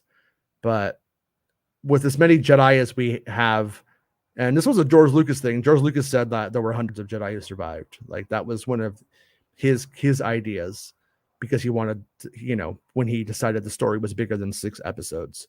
So with all that in mind, I wouldn't mind seeing Darth Vader do that someday, but I'm also okay with a big Vader break at this point. Star Wars Dog says, I love that he is speaking up about it, and seems I was done wrong by Lucasfilm. Talking about Stuart Beatty. Yeah, I don't necessarily know. I think he was in some ways a product of bad timing. The solo bombing thing, I think, just kind of fucked everything up. But on the other side of it is I knew all about his film. I knew all about the TV series for the most part. And every time I heard what they were changing in the TV series, it always sounded better than what was going on there. And one of the things that I had heard about like his Darth Vader though was that his Darth Vader wasn't very dynamic. It's just what I'm not saying it's true, or you know, I don't know. I haven't got his script isn't out, so I haven't got to read it or anything like that. But it's like I just hear that like Darth Vader was just very much like I have you now and all that stuff, and just kind of like, you know, going at them the whole time. But there wasn't a lot of like dynamic there between Anakin and Obi-Wan. And so I feel like where they took it was probably a bit better for that. And also the other thing to remember is that Ewan McGregor was an executive producer on it, and he was the one who was going to be playing the part. And these are the choices that he thought was going to lead to a better series as well. And he's the main performer in it. But it sounded like they ended, like so much of it took place on that space station at the end. Like I think that's where like the majority of the stuff ends up going down once he like leaves Tatooine. And it just didn't sound super interesting to me. And it did sound like the space station was a little bit closer to what we had in Mando. Sorry, Book of Boba Fett, the Mando episode of Book of Boba Fett, that kind of ring thing. So Tyrant says, I can't stay. Just hoping to say Justin Ward is the best at this. Bestman ain't too bad either. F the underworld later, guys. Thanks, man. Yeah, Bestman's great. Arya says, sounds like a funny joke from Vader. Yeah, that was a pretty good burn. Like the idea of those two old cats being catty to each other in that way does sound pretty good.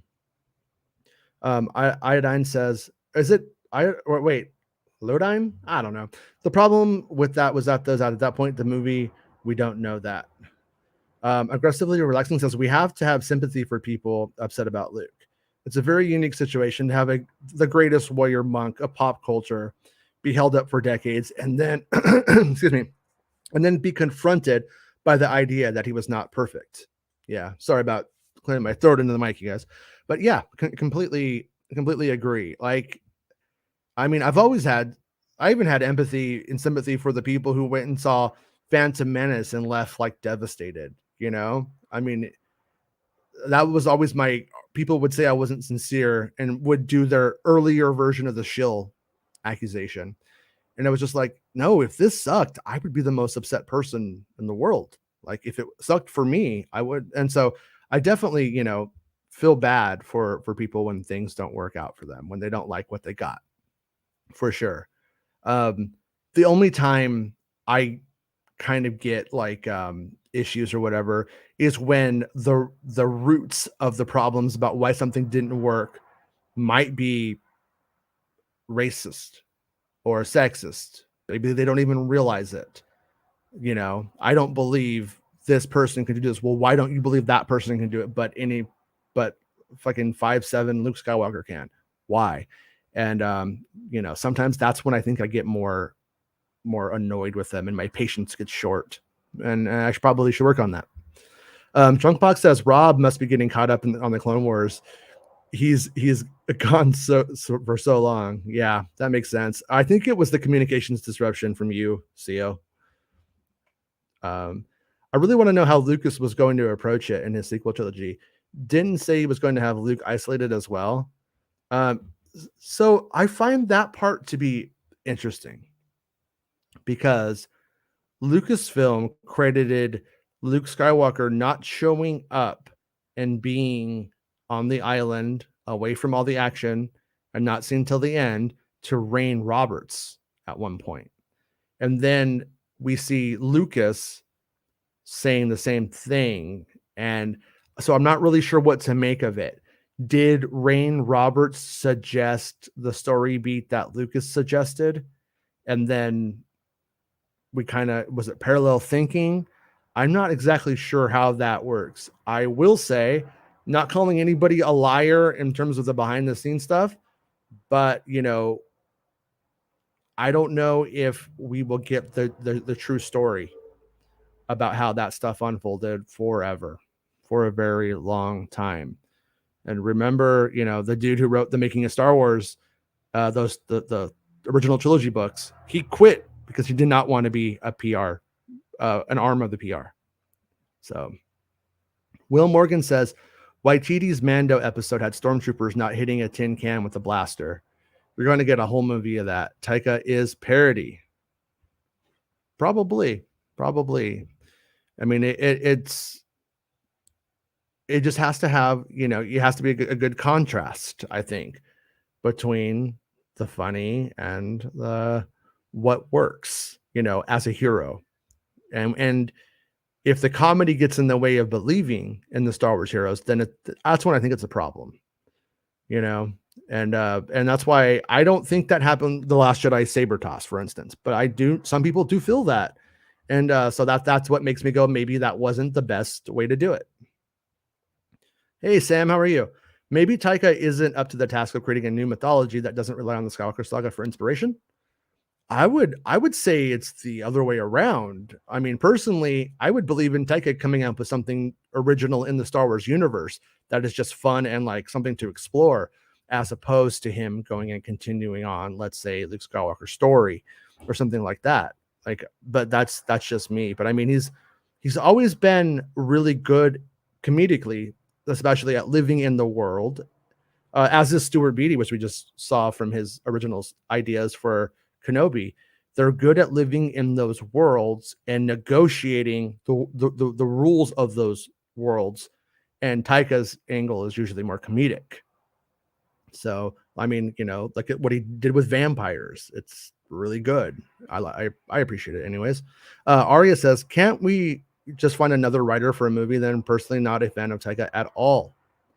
Taika's the writer director on that one. So the answer to that is no.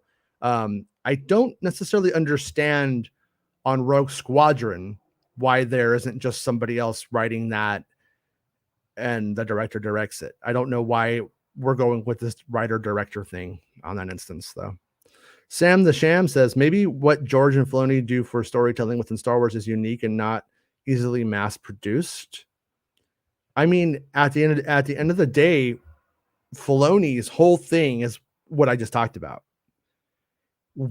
So it's all a thought exercise for like Filoni. And this isn't a slight. I think he's good at it. But he goes, oh, so what would Jar Jar be doing at that time? And Jar and Palpatine did, like, he's good at looking at all of the puzzle pieces that matter, and then saying, what would it be? How would it go? Like that seems to be like Filoni's perspective. George was doing that in the Clone Wars era because he didn't really get to do as much with it. He set up in those movies was completely like, Lucas thought outside the box entirely. No one thought we were going to get a civilized society with Art Deco design where democracy is on the teeter, and that's like the point. Like, no one really thought that was going to be the prequels.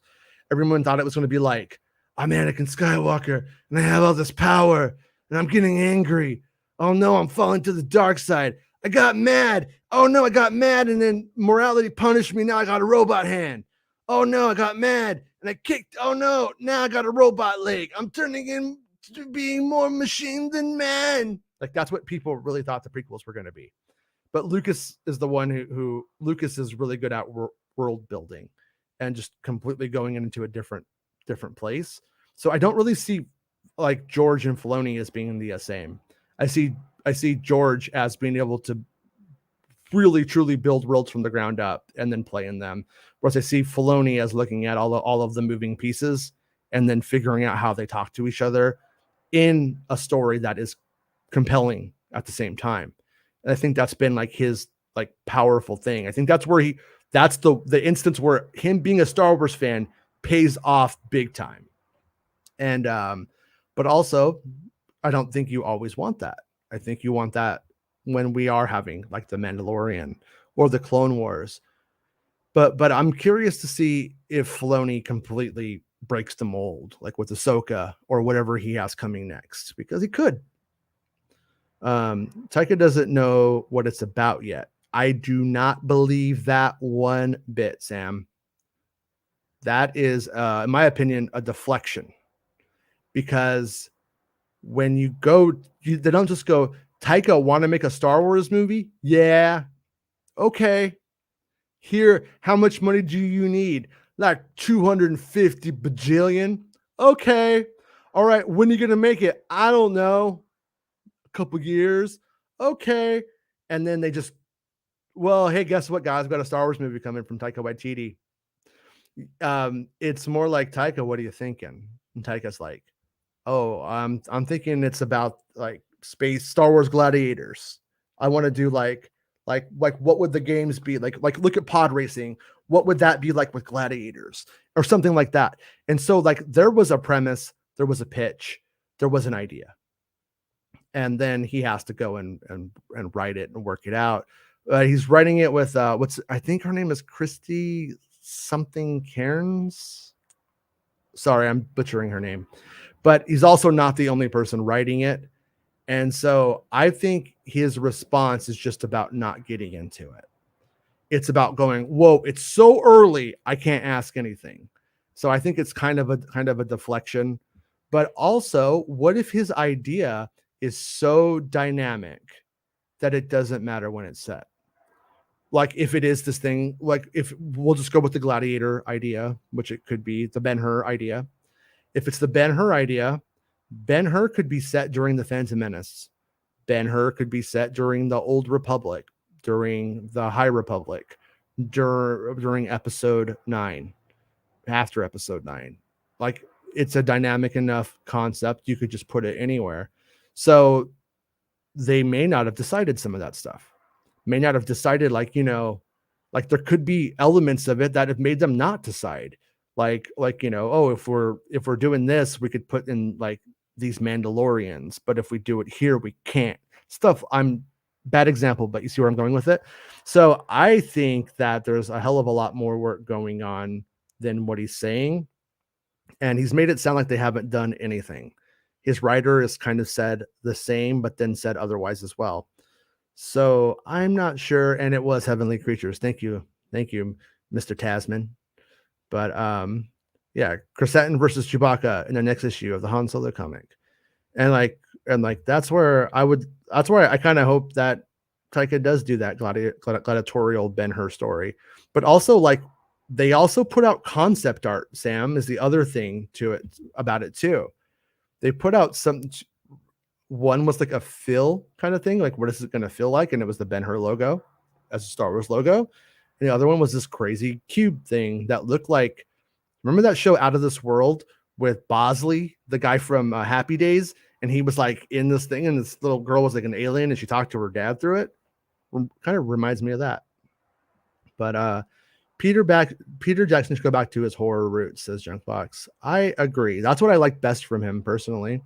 Blake says, you don't like Lord of the Rings? Jason, I will fight you. I know. I really I don't not like it. Like, I don't like hate it. I don't think it's like gross or stupid or anything like that. I'm just like, when I watch it, I'm just like, can we get the fuck on with this? And when they were, because I like technical stuff in films at times, I wanted to see the when they were doing the 48 frames per second or whatever for the Hobbit.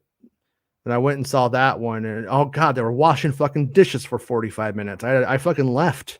I was like, dude, I could watch little people wash dishes if I just teach my kids how to wash dishes. So, anyways, yeah, it's just not for me, you know. But like, and it's silly that I like Willow, like I was saying, I do, but I like it faster, like it more intense. Everything this former Kenobi writer has said he wanted is something I kind of liked more. Don't know how to feel about it. Yeah, that's just, you know, that's just the. I mean, I have a feeling, Arya, if we got that movie and then we heard about the TV show, for instance, and we're like, oh, it was going to be a series, it's going to be a lot longer. And it was, and then, you know, yeah, Kenobi's like, we're going to have like a whole episode where Kenobi's like in the desert and he's like really depressed and like, you know, dealing with stuff. And we see like he was this like cook, like, whoa, those character moments, that would have been so much better. Grass is always greener when we direct it in our heads. And until that's, I have a feeling that script will leak because BD seems to be talking about it a lot. So I have a feeling he's going to start showing people. So hopefully it leaks and we could read it and then we would at least know. But Sam the Sham says, I want to believe creatives leave cool stuff out for a really good reason. Yeah, well, it's like sometimes like when they have a cool idea, like, yeah, Vader's fighting 5 Jedi. Like, that's cool, right? But how do you get there? And then where do you go from there? Like, that's one of the problems, that when you just get these snapshots of this thing. But it did sound like he did a good job. Like, I'm not trying to like say I don't think he would have been a cool film. I think it would have been fun. And I mean, I guess my problem with it, if I have to have a problem with it, in a way, is that I hope the fact he talked about it doesn't mean any of that stuff will never happen. Because if they do more stories, like there's a shit ton of stuff there that could still happen. I'm not crazy about Kenobi and Vader beating each other again, but you could have them meet again. You could do the space station thing, and you could have him think that Kenobi is truly dead now, and finally, and then and it would still, you know, functionally serve the same stuff, and those moments could still happen. But the idea of like, I'm not super crazy about Cody and Kenobi meeting up. That's one of those things I think sounds a lot cooler until it happens. That said, you could have it happen still. It could still go down. So like all of that stuff is something I would not mind if they explored it in the future. But Sam says, my idea were much cooler. Here's all the things he would have done if my script was used. Yeah. Yeah. And that's kind of the other thing, is that, like, you know, once it went to Disney Plus too, things changed, you know, the format changed. And I think though we did get most of the important stuff out of it still. It's still there. Okay, it is iodine. Okay. Niall says, The Last Jedi was so full of bait and switch moments, and that can be okay when it's at the character's expense, but it was at the expense of the audience. That alone was exhausting and not fun. So Niall, not a fan over here, he says. Hey, Mr. Sinclair. Nothing like another day of bitching and moaning. Great show though, Jason. Thanks, man. Hey, Santa, I hope you're feeling better. Star Wars Santa has been sleeping all day, getting lots of rest. Woke up in time to like the stream. Thanks, man. Yeah, Santa's not feeling too good with the old COVID, and we're hoping he's triple vaccinated, I want to say. So I'm hoping that he kicks its ass. Yeah, like the stream, you guys. Thank you. JW Rinsley also passed away. Yeah, Rinsler was awesome. He was. His books are fucking great. And I don't know if we're ever going to get anything as good as the Rinsler books or as honest ever again. And like even his Return of the Jedi, making a Return of the Jedi is like fucking like, you got Carrie going, I didn't know what to do in this movie. Like this movie was a disaster for me. And like, you know, and enough time had passed that they were okay with talking about the truth in that. And that's one of the things, like with, like, you know, history and reporting on history, like in a history program in the United States, they really won't let you do anything that's like 2020, until it's 20, 25 years later. You can't even report. You can't even do a history piece. American Studies you can, which is why I prefer American Studies. That said, until we get 20 years out from the sequel trilogy, I don't think we're gonna really see a lot of like real behind the scenes stuff. I doubt it, anyways. But yeah, Rinsler was awesome, and it really is a huge bummer that we lost that guy. Rinsler took all the sequel trilogy tea with him, so wish he'd been able to spill it. Yeah, I know. There was one, one day on Twitter he confirmed the Natalie Portman stuff from the prequels, and it was funny because in what he did, it confirmed some stuff that I had heard from Lucasfilm people in the past, and that was that at one point Rick McCallum was like, "We'll get Keira Knightley. Like, you can go if you want to just stop this. We could just go get Keira." And basically Rinsler, from a different perspective, confirmed all of that stuff, and then deleted the tweets minutes later. Jedi Knight says it would have been acceptable for Luke to toss a saber on the ground or hand it back to Rey. Both options convey that Luke is done with the Jedi without disrespecting his father's lightsaber. Yeah, I'm gonna say disrespecting the father. Fuck Anakin, fuck Darth Vader. Wasn't her dad to him. Doesn't deserve a lot of respect. Just to be honest. But he comes back to it. But it's supposed to be a disrespectful moment. That's the whole thing. But I am with you. I mean, like maybe if it was done differently, it would have worked for everyone instead of just for some. Iodine says people were still coming around to rethinking opinions of the prequels thanks to the Clone Wars, but things weren't fully mended. Yeah, that's always the thing with Star Wars is you could always expand the stories, and that will inevitably make some things better, but maybe some things worse. And Vitor says really interested about what a Taika and Christy Wilson Cairns is Wilson. I couldn't remember Wilson, the fucking volleyball. Okay, would look like. She is a 1917 and Last Night in Soho films that I very much like. Yeah, right. And that's a really good thing. I mean, I think if those two find a balance between comedy and drama, if they can negotiate those things, and Taika works with her in a way where these things are balanced out, I can see it being really good. Iodine says it also could have allowed him to flesh out his vision of the nature of the Force to us, since he mentioned that the whole exploration of midi-chlorians setting a better framework for the universe. Yeah. But I also think that, like, in a weird way, I would have been down for it. Like, I'm like, let's do this, George Lucas. I want to hear all the batshit ideas you got in your brains. Like, tell me what's going on. What's the micro universe about in Star Wars? Let's do it. But I also think that at the end of the day, look at Stranger Things. Do we need to know how 11 gets her psychic powers, or do we just want to see her lift shit with her mind? And that's really what the audience generally wants.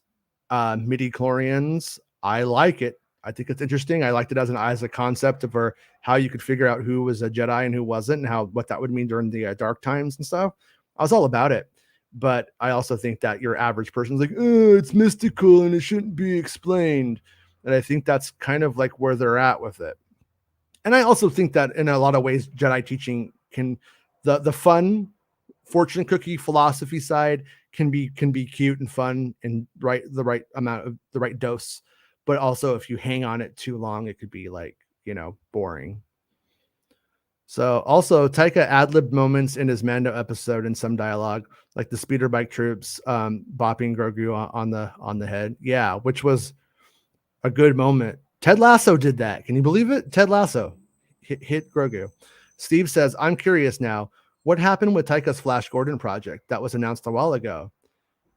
Is it his backup if Star Wars falls through? And can he roll those ideas over to the Flash Gordon IP? Yeah, I'm not crazy about that idea, actually. I mean, unless he's just retelling the Flash Gordon concept and would have fun with it. Because that's like the one thing is I'm like, Star Wars and Flash Gordon are kind of the same things, bud. Like, use all your best ideas in one and just do that. but maybe maybe the stories are so different. Michael says, what I like about Taika is that even if you don't appreciate his work, you still know exactly what you're getting into. Yeah, that's true. And I appreciate his work a lot. So my only criticism, Michael, would be I hate it when people are like, why UFOs? Why now? Or why true crime? Why now? And all of that kind of shit, like it's stupid. But Star Wars films having taken a long break and coming back with the Taika movie, that's the question, I think. Is that the right way to go? That wasn't the original plan either. Original plan was the Rogue Squadron. So that's where I kind of go, will it work? Will it work?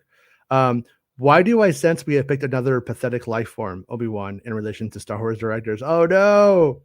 He's joking. But yeah. Remember back when Obi-Wan used to be racist?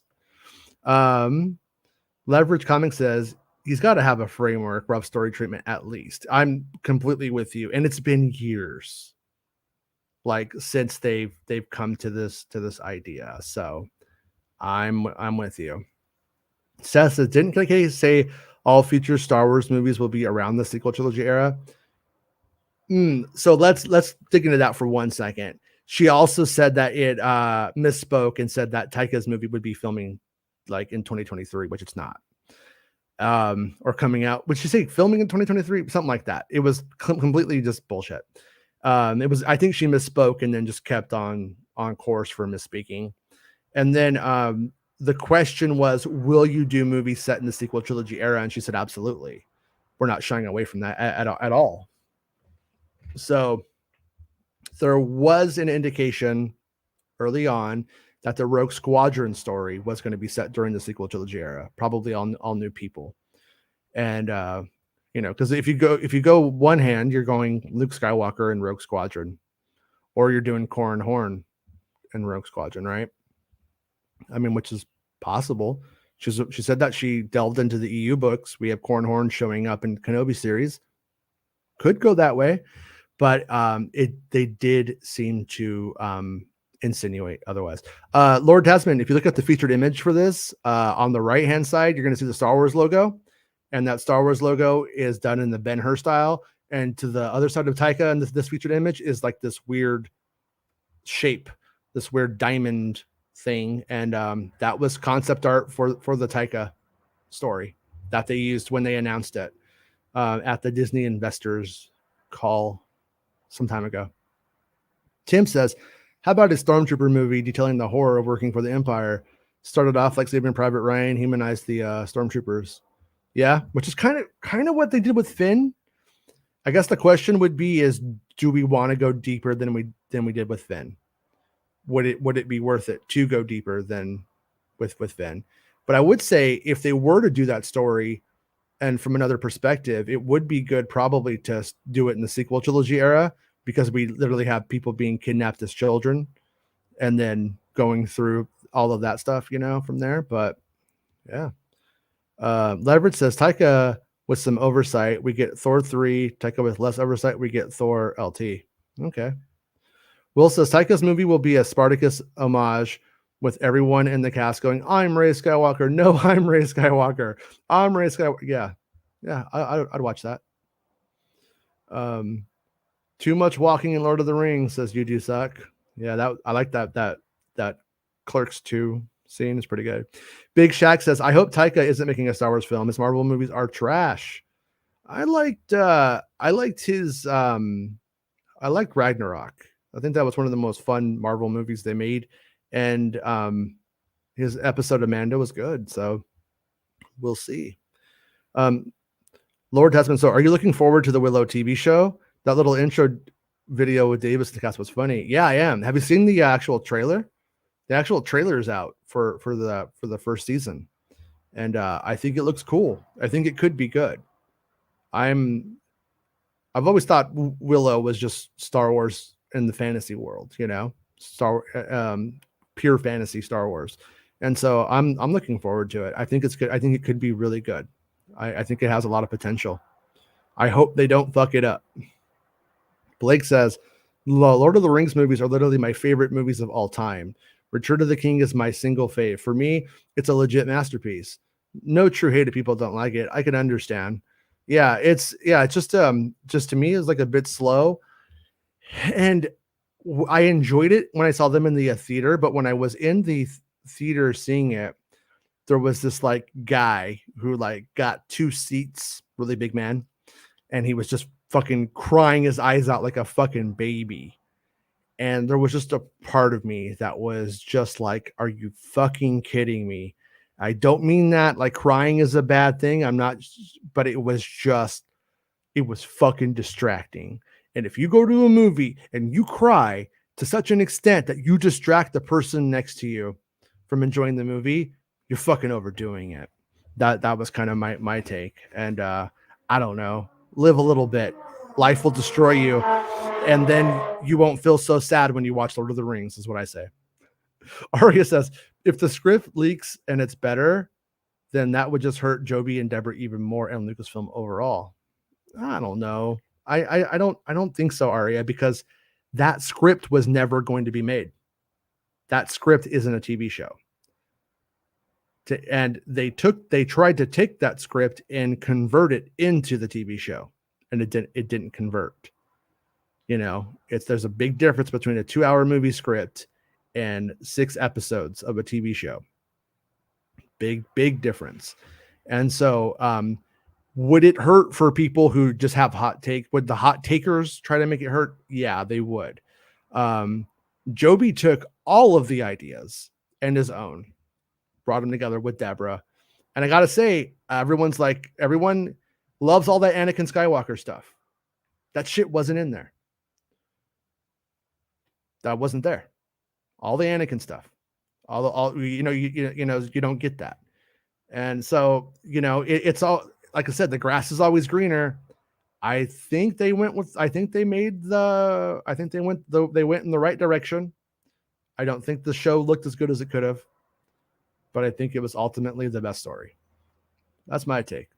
Vitor says, very dislike Vader winning Obi-Wan duel. Thematically, he can't destroy his past. Yeah. I'm not even, and that's what's weird about it is like they get separated and then it's like the fight was interrupted. I think that like Vader winning is just that Vader had the upper hand during most of it.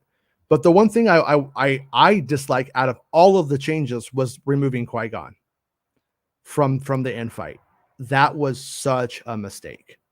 Like it was so much better when Qui-Gon was a part of that duel. I don't know why they edited that out. I don't know if Liam Neeson's performance wasn't hitting, if they just didn't have time to redo it, needed to. I don't know what happened there, but I really, really that's the one thing I'm just like fuck about. When I left you, the last 3 times we dueled, yeah, I was but the learner. Now I'm the master. Star Wars Lock says, why is it they can't adapt a book into a script and just show us stories that are excellently written like the Bane trilogy? I love that. Yeah, but then, well, there's a couple of things. I mean, most books aren't perfect.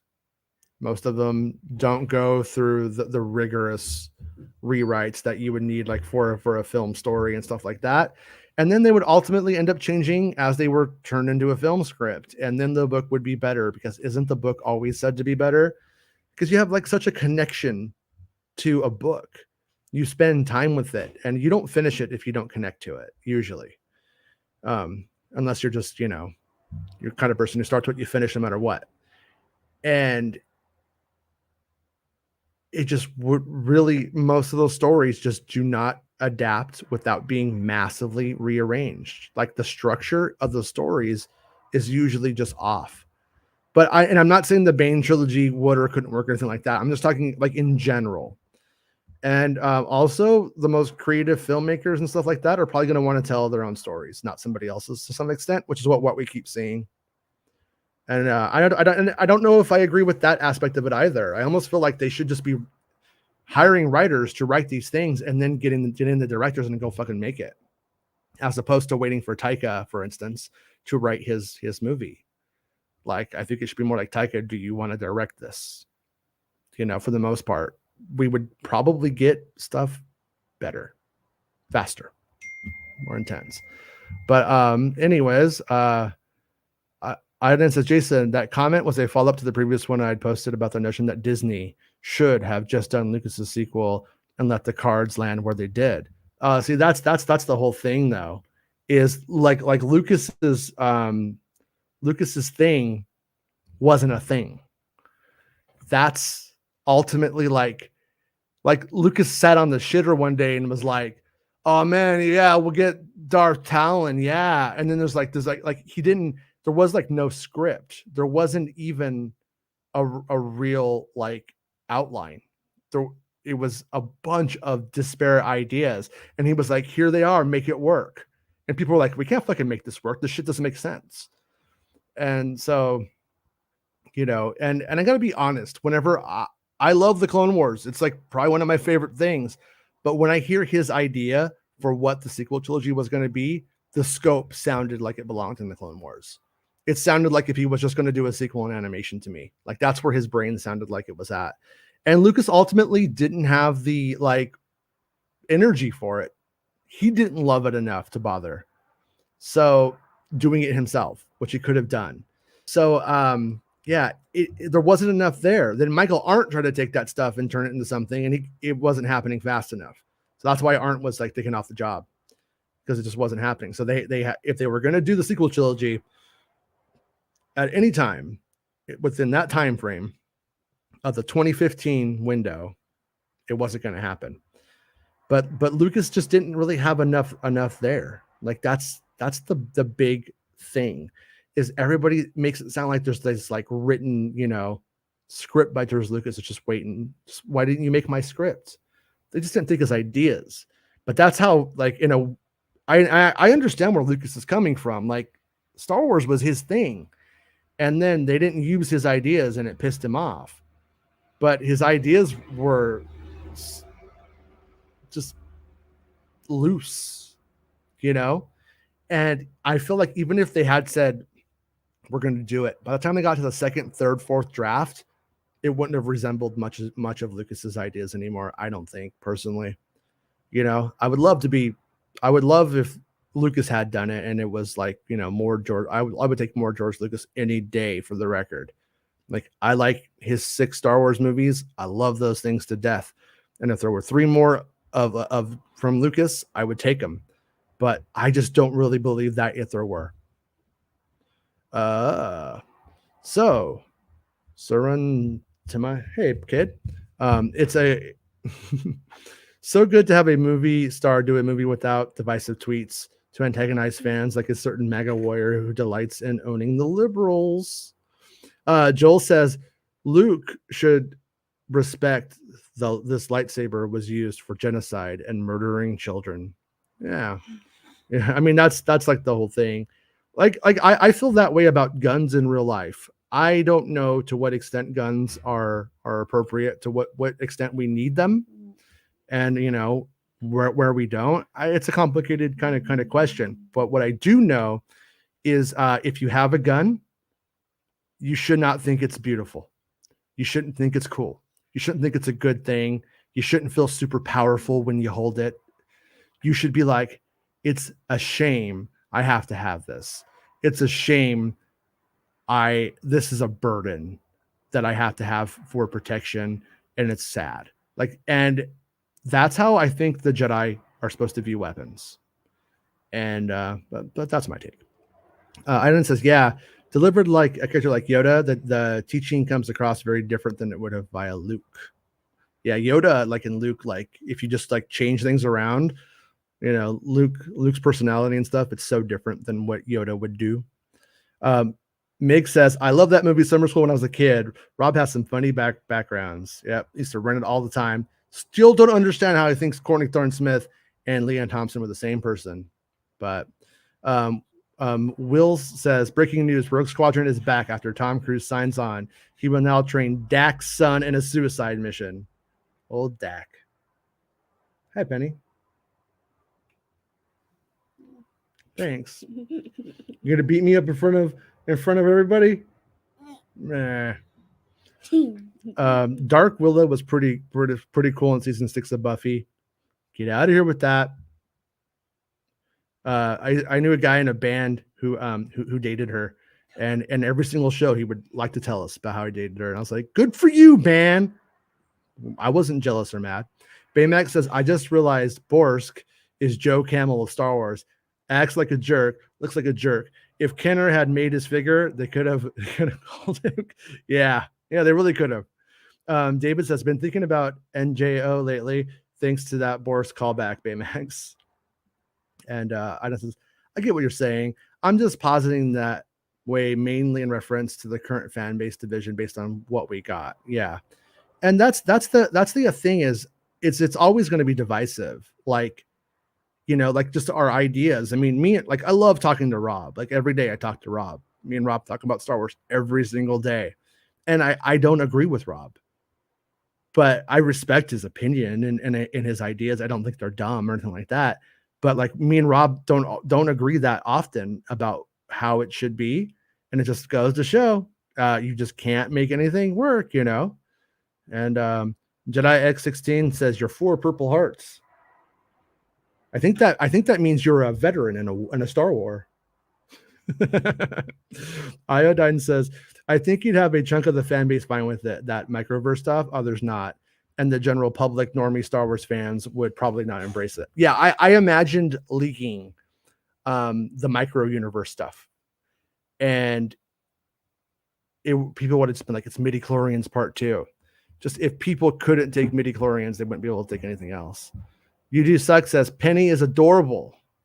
You've been rated as adorable. Hey, look, she got a Yoda shirt on. You got look at that shirt. And You Do Suck, who is always right. Penny is adorable and Rob is always wrong. So I think we got it. But I think we've hit the 2-hour mark here. I think Penny's ready to hang out. You ready to hang out?